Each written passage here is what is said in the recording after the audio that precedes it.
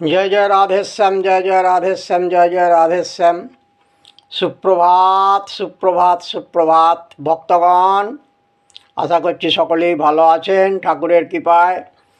তাহলে প্রতিদিনের মতো আজও আপনাদের সামনে এসে হাজির হয়েছি। দেখি এই অধমের মুখ থেকে কি দু চারটে কথা আপনাদের জন্যে বের হয়, দেখা যাক চিন্তা ভাবনা করে।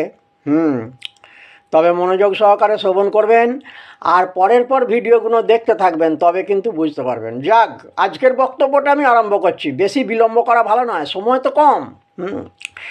তো আজকের বিবরণটা হচ্ছে, ধরুন ভগবান সকালবেলা নন্দরাজা সেই নবলক্ষ ধেনু নিয়ে যে গোচারণে গিয়েছিলেন, সেই গোচারণেতে যাওয়ার পর তারপরে পরপর এই লীলাগুলো হয়ে যাচ্ছিল।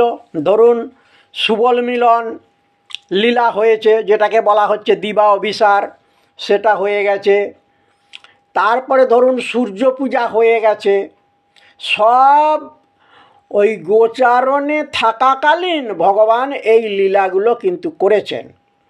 এইবার সকালবেলায় যে সেই গরু বাছুরগুলো নিয়ে, নন্দরাজার গরু বাছুরগুলোকে নিয়ে আর সখাগণকে নিয়ে যে গোচারণে যে গিয়েছিলেন, এইবার গোচারণ থেকে ফিরে আসতে হবে। তো তাহলে গরু বাছুরগুলো সব যেখানে যেমন ঘাস পেয়েছে, খেয়েছে, জল খেয়েছে, খেয়ে এইবারে সব পেট ভর্তি হয়ে গেছে।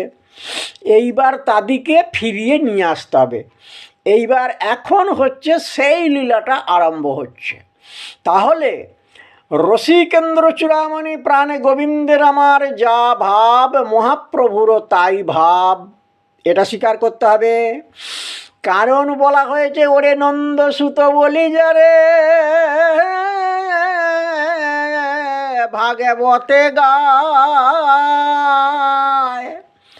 সেই প্রভু হলেন আমার চৈতন্য গোসাই।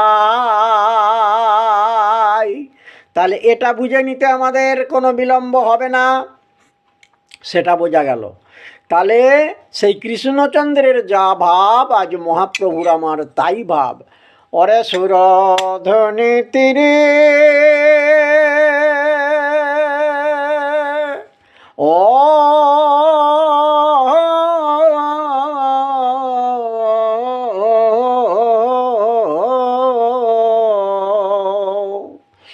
সুরধ্বনি তীরে খেলে আজ আমারে গৌর কিশোর,